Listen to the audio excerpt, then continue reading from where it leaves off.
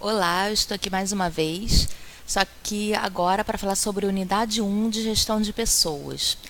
A gestão de pessoas é um tema emergente que cada vez mais ocupa um espaço nas corporações, porque o principal capital que uma empresa tem é o capital intelectual. Então, gerir pessoas passou a ser uma tarefa de extrema importância dentro das organizações. A nossa unidade 1, ela fala um pouco sobre a influência de alguns teóricos dentro da administração. Então, na verdade, ela é uma pincelada sobre alguns influenciadores do pensamento moderno da administração e, no caso, da gestão de pessoas. Então, vamos começar falando um pouquinho sobre Taylor. O Taylor, ele dividiu o trabalho em tarefas, mensurando o tempo, a quantidade de pessoas e todos os passos para que as tarefas fossem realizadas de uma forma mais dinâmica, mais eficiente. Mas Taylor não trabalhou muito os anseios do ser humano. Por quê? Porque, segundo Taylor, o homem, ele trabalha e ele faz o que é mandado. Né? Então, ele não tem tantos anseios na sua vida pessoal. Não foi dado um olhar mais intuitivo sobre o ser humano, uma visão holística, a visão do homem como um todo. Então, começaram a surgir filósofos, sociólogos e alguns psicólogos que questionaram essa falta da visão do homem como uma engrenagem e não um ser com necessidades. Em 1911, Taylor publicou a sua obra, que é uma pioneira, que se chama Principles of Science Management.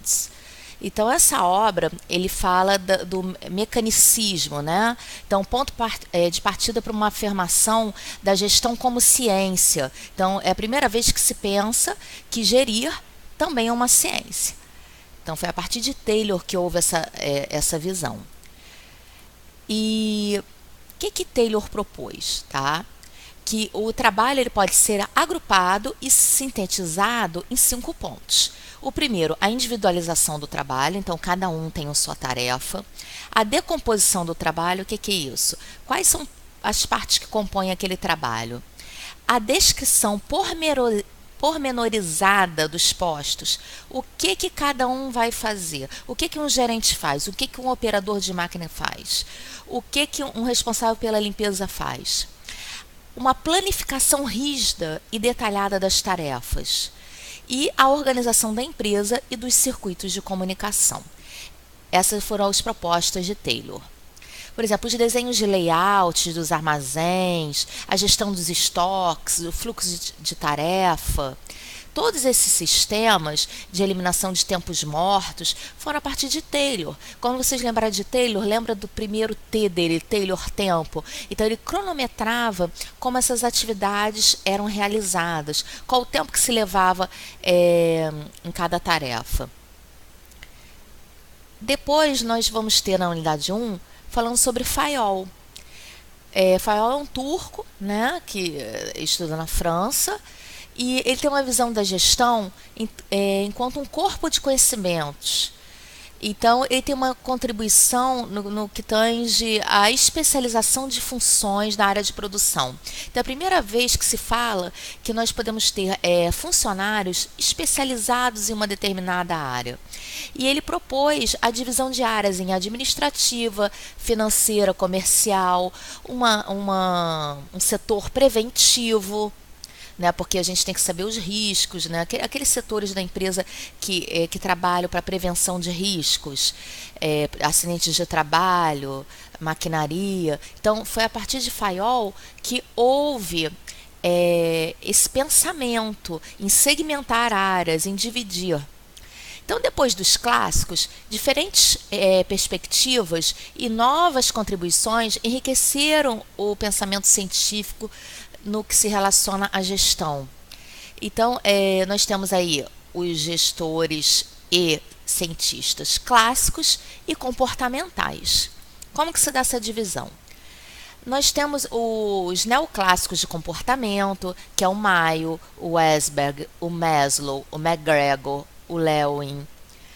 e a gente vai trabalhar um pouquinho cada um deles, tá? Lógico que a nossa disciplina ela é gestão de pessoas, mas a gente precisa dar uma pincelada como que se chegou à gestão de pessoas, qual o caminho que foi trilhado para se gerir pessoas.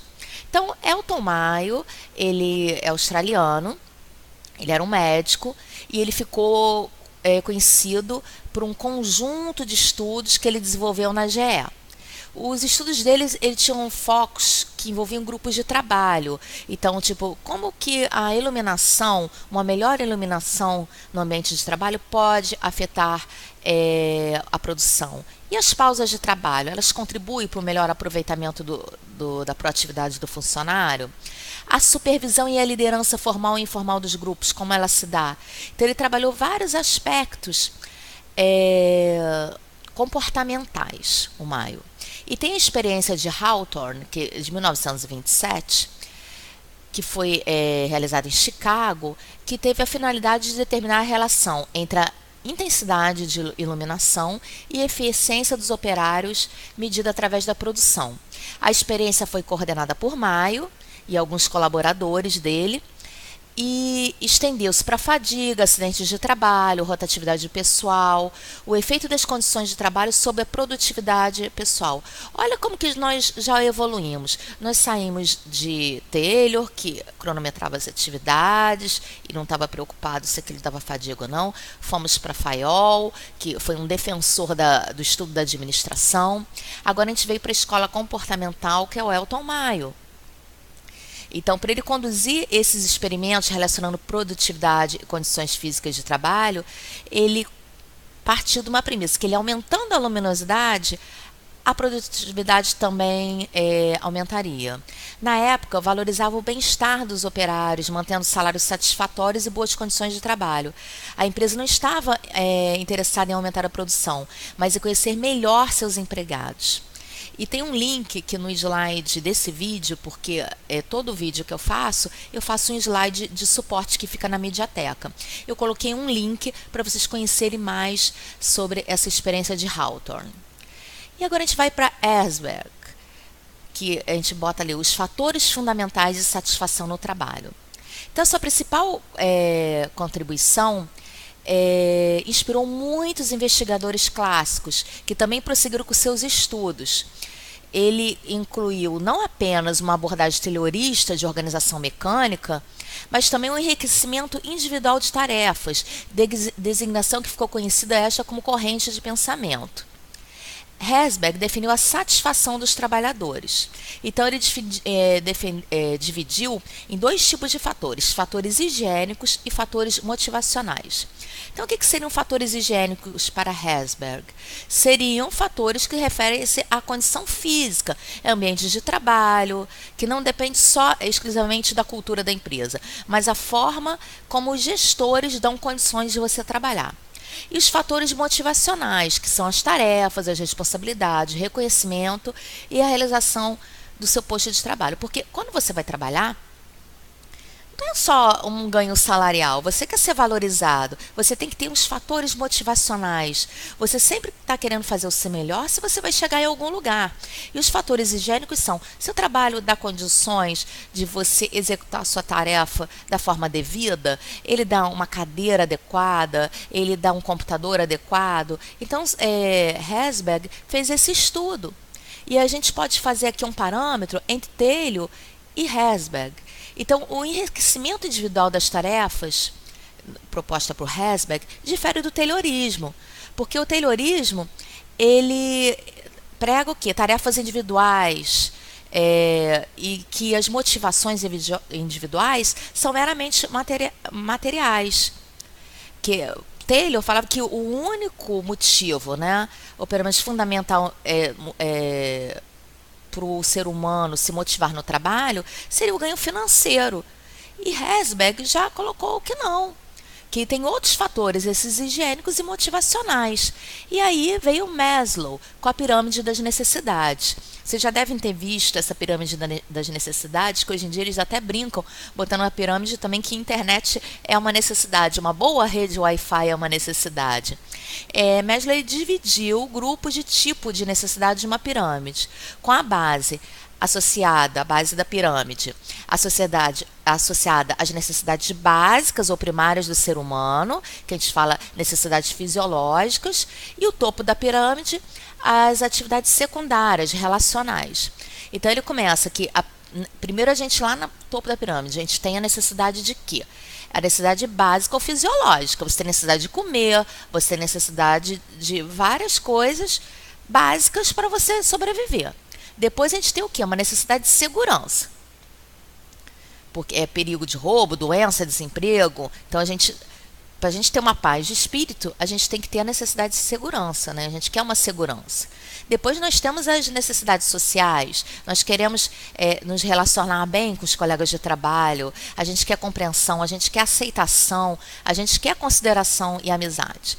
Depois vem a necessidade de estima, que é confiança, reconhecimento, orgulho, admiração. Todo mundo quer ser admirado, não é verdade?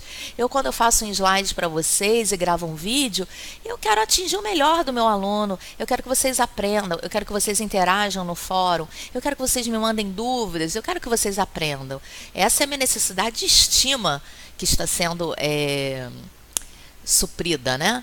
E a realização, que todo ser humano tem uma necessidade de autorrealização, que é a satisfação, o progresso, o desenvolvimento. Todos nós temos sonhos, sonhos de adquirir uma casa própria, sonho de comprar um carro melhor, sonho de formar uma família. Cada um tem uma necessidade. E Maslow dividiu isso numa pirâmide, para entender melhor como funciona o ser humano.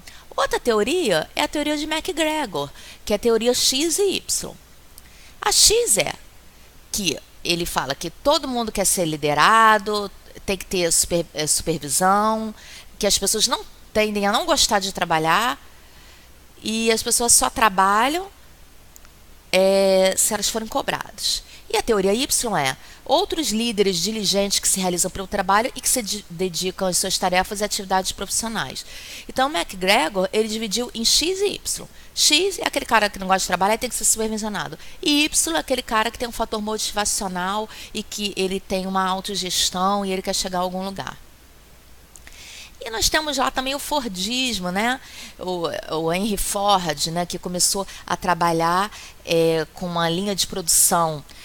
Então, o modelo de organização de Taylor e Ford foi considerado como padrão nas organizações durante o século XX, nas décadas do século XX. Depois disso, tem um filme do Charlie Chaplin que mostra ele carimbando, ele trabalhando igual uma máquina, que é uma sátira ao Fordismo e também ao Taylorismo, que dividia em tempos, né? E não estava preocupado com as necessidades humanas, comportamentais. Então, depois dessa fase, veio a escola comportamental, que complementou esse modelo. Com o esforço da Segunda Guerra Mundial, a necessidade de dispor novas metodologias e uma otimização para resolver problemas militares emergentes fomentou o desenvolvimento e a aplicação de diversos campos. As grandes mudanças e alterações mundiais nos mais diversos aspectos relativos às organizações voltaram para borbulhar novas realidades. Então, nós tivemos aqui, dentro da administração, períodos que nós temos que destacar. A Revolução Industrial, né, que é aquela época lá do Fordismo, da industrialização, do maquinário, de aprender a operar as máquinas. E a Segunda Guerra Mundial, tanto quanto a Primeira, elas influenciaram e alavancaram muito o mercado das organizações. Nós temos perspectivas alternativas a partir de 1950, que é a corrente sociotécnica e funcionamento sistêmico da organização, o Barnard, que é o sistema e funcionamento e cooperação, o Fiedler, que é situações empíricas de contingência, e depois os contemporâneos, o Peter Drucker, o Mintzberg, que fala muito sobre os papéis dos gestores, Belbin, o Deming, que é aquela gestão da qualidade total que foi muito falada, o Champer, que é gestão e liderança. E nós temos aí nessa meiuca uma forte influência japonesa, que é o toyotismo, o modelo japonês. Todo mundo já ouviu falar na Toyota, que é o dono da Toyota, é o Toyoda. E ele, depois da Segunda Guerra, surgiu a Toyota. Esse modelo japonês, ele tem algumas premissas básicas. Então, mecanização flexível, multifuncionalização da mão de obra, implantação de sistemas de controle de qualidade e o just-in-time, caracterizado pela produção de um bem no exato momento em que ele é demandado. Então, como que a gente pode desmembrar o toyotismo? O toyotismo começou no Japão, né, esse modelo japonês. E o Japão, ele é um país muito pequeno, então eles não têm condições de ter grandes estoques, porque o pedaço de terra é pequeno. Então Toyota implantou esse modelo chamado toyotismo, em que ele não trabalha com estoques. Essa produção just in time é de acordo com a necessidade de encomenda, ele vai produzindo. E também é um trabalho em equipe, né? É uma guerra contra desperdícios. Ele tem uma produção flexível, então ele produz de acordo com a demanda. Ele tem parceria com fornecedores, ele tem essa mensalidade de somente o necessário. Então, ele evita o desperdício. A administração é enxuta. Então, vocês vão ver depois no slide, eu fiz um comparativo sobre as ideias ocidentais e as ideias orientais. E eu vou mencioná-las aqui. O que é uma ideia ocidental do Ocidente? Linha de montagem móvel com trabalhadores especializados. É aquele negócio da especialização de Fayol. Já nos orientais grupos de trabalho autogeridos. Então todo mundo sabe um pouco de tudo e eles trabalham cooperativamente. Ideia ocidental: verticalização, controle de todas as fontes de suprimento, administração de estoque, mentalidade just in case. Já a ideia dos orientais parcerias com fornecedores dedicados, produção enxuta, mentalidade just in time, somente quando necessário. Então, os ocidentais, eles queriam produzir tudo. Já os orientais, eles terceirizavam as coisas. Se eu posso comprar pneu de outra pessoa, por que eu vou produzir? Nos ocidentais, tamanho é documento. Nos orientais, guerra ao desperdício. Nos ocidentais, máquinas e equipamentos dedicados. Os orientais, produção flexível. Ocidental, estrutura organizacional, várias visões, várias hierarquias. Já os orientais, no toyotismo, administração enxuta, uma empresa enxuta, sem tantos líderes. Os ocidentais tinham uma preocupação para controle de qualidade. Já os orientais, círculos de qualidade, aprimoramento contínuo. Os ocidentais, alto luxo e alto preço. Os orientais, alta qualidade e baixo preço. As ideias ocidentais, elas provêm de quais empresas? Ford, General Motors, General Electric, GE. As ideias orientais Mitsubishi, Nissan e Toyota.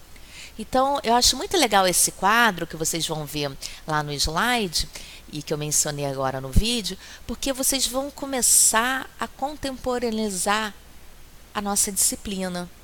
Vocês vão trazer a gestão de pessoas, a gente vai passando essa linha dos teóricos e vocês vão começar a fazer essas associações, até quando vocês estão vendo os comerciais. Isso é muito legal. E nós entramos, o toyotismo ele foi muito eficiente até os anos 70, quando entramos numa outra abordagem. E eu vou mencionar aqui o Drucker, o Peter Drucker. Ele já é neoclássico e ele tem uma administração que foca em conceitos que realmente sejam aproveitados. Então, não é aquela coisa de ficar focando, elucubrando nada, muita teoria. Então, ele é prático. O Drucker é prático. Ele trabalha com premissas de Fayol, de prever, organizar, comandar, coordenar e controlar. Isso é utilizado em gestão de projetos, né? Você tem iniciação, planejamento, execução, controle e encerramento. Então, essas premissas começaram lá em Fayol. O Drucker ele trabalha com princípios gerais para qualquer organização. Então, todas as organizações têm princípios gerais que devem ser seguidos.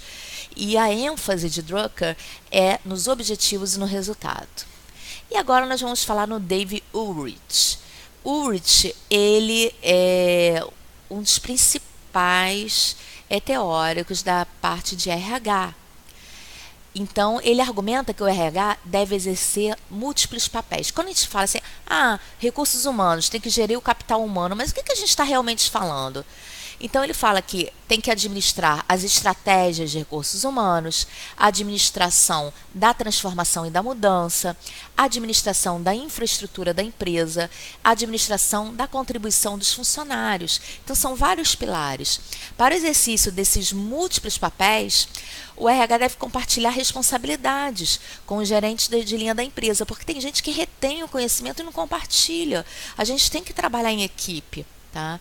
Então, Ulrich, ele ressalta a importância do alinhamento desses atores e assinala que a análise de 2 resultados das pesquisas dos múltiplos papéis dos recursos humanos aplicadas a 2 públicos, gerentes de RH e gestores de linha.